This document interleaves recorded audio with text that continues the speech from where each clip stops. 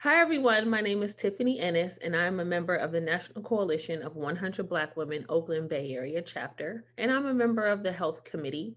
And today we will be discussing various labs, their normal values, ranges, what conditions they look for, and just other pertinent information about those labs. If you have any questions about anything that you see today, please stop the video, write the question down, and take them to your primary care physician or healthcare provider so they can answer those questions for you.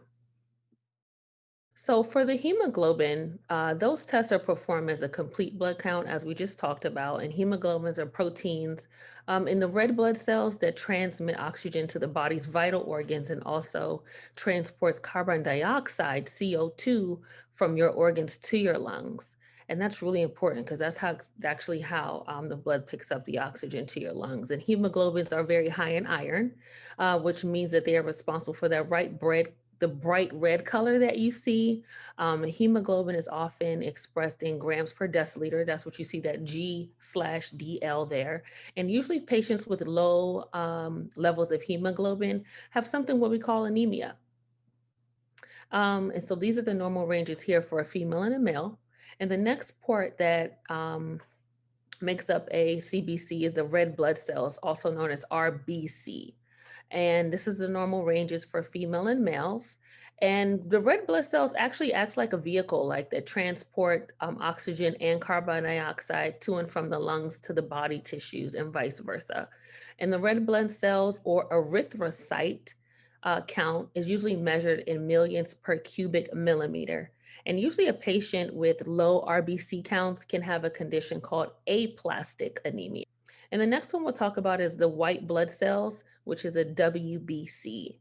And these measure pretty much the white blood cells in the body, and a higher or lower number of white blood cells, can indicate kind of an underlying condition, such as an autoimmune disorder or a blood disorder. And it's also used to check the effectiveness of chemotherapy for patients that has cancer. And the next one is a hematocrit test, which is like big H, little c, little t.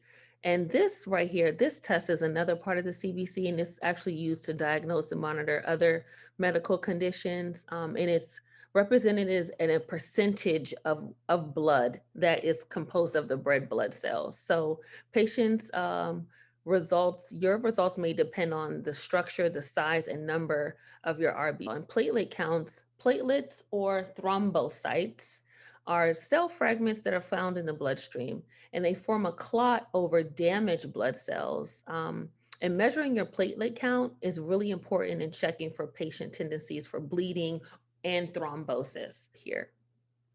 And then the second test we'll be talking about will be a thyroid stimulating hormone test, also known as TSH. And this actually measures like how much of this hormone is in your body. And actually, if you're not sure, the thyroid is a small butterfly shaped gland that's near your throat. And your thyroid itself makes hormones that regulate the way your body uses energy. And it also plays an important role in regulating your weight, body temperature, muscle strength, and even your mood. TSH, or thyroid stimulating hormone, is actually made in a gland in the brain called a pituitary gland. And when your thyroid levels are in your body are low, your pituitary decides to make more TSH. When your thyroid levels are high, the pituitary gland makes less TSH. And TSH levels that are too high or too low can indicate that your thyroid isn't working properly. High TSH levels can mean your thyroid is not making enough thyroid hormones. And that is a condition called hypothyroidism. Now, on the other side, when you have low TSH levels, this can mean your thyroid is making too much of the hormones. And this is now called hyperthyroidism. The next test that we'll be discussing will be the fasting glucose and HA1C. So the hemoglobin A1C test actually measures the percentage of red blood cells with a sugar coating. In people without diabetes, that's about only 4% to 5% of red blood cells. But in people with diabetes who have more sugar in the bloodstream, the percentage can reach about 15% or higher. The hemoglobin A1C number actually reflects your average blood sugar over the past 2 to 3 months, 60 to 90 days. It's a way to gauge about long term glucose control or a lack of it. And actually, the blood sugar meters that you kind of get in the store don't really check for the hemoglobin A1C. That is a special test on its own. So, finding that requires a trip to your local lab to have your blood drawn, and the American Diabetes Association recommends that most people with diabetes do this about twice a year. So the next test that we'll look at together will be a chemistry 7 test, also called a Chem 7. So this blood test actually gives your healthcare provider a little bit more information into your body's metabolism or how your body uses food for energy. It gives a snapshot of the health of your kidneys, your blood sugar levels, and levels of other key electrolytes such as potassium and sodium. One. So calcium, as you see here, plays a really significant role in keeping your cells working the way that they should. It also helps blood clot normally. The next one is carbon dioxide, and this can be measured of how well your kidneys and lungs are functioning. Chloride is a measure related to how your body manages its fluid exchanges. Creatinine is a byproduct of your kidneys' normal functioning and levels. Glucose, we're all familiar with this one, also known as blood sugar, and it's a key source of energy for your body, but too much or too little can be a problem. Potassium, this particular mineral plays a leading role in cell health.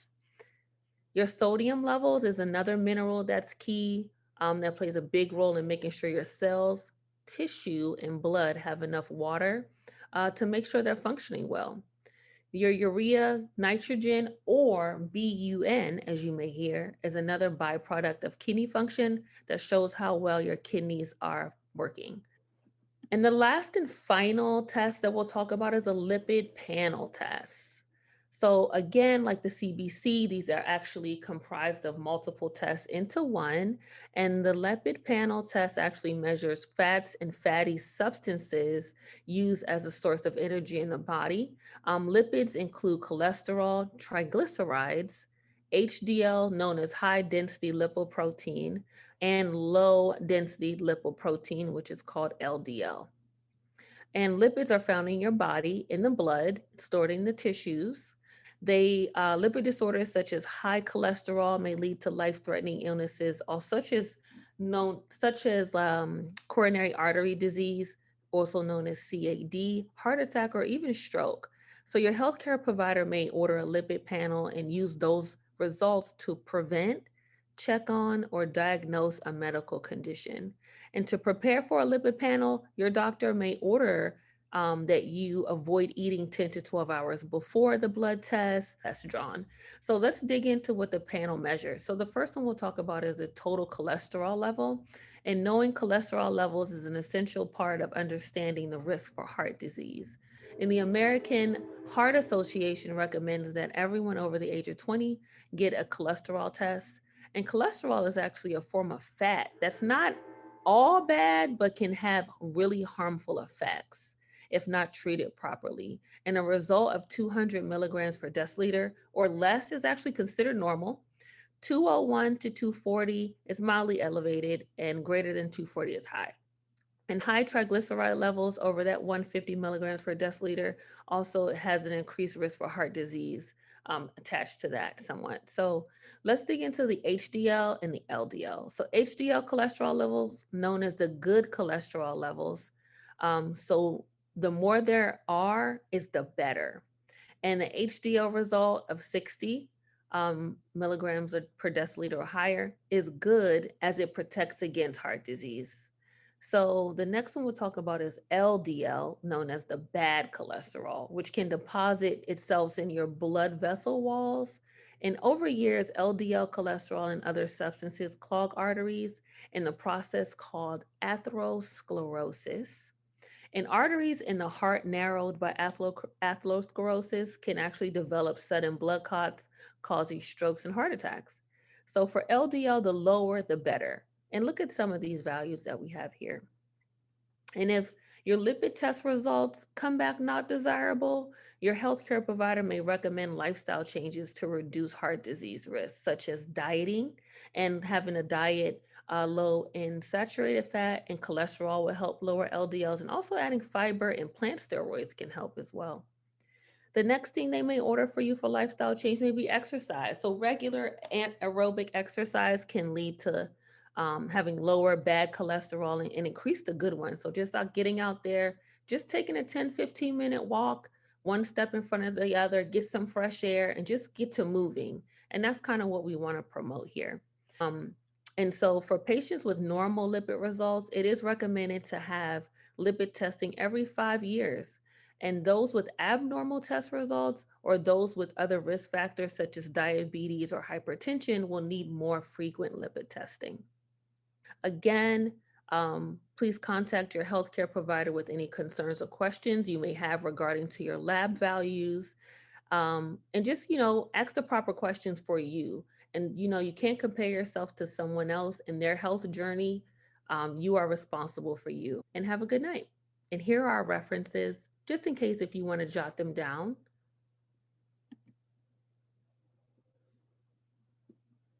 And thank you again.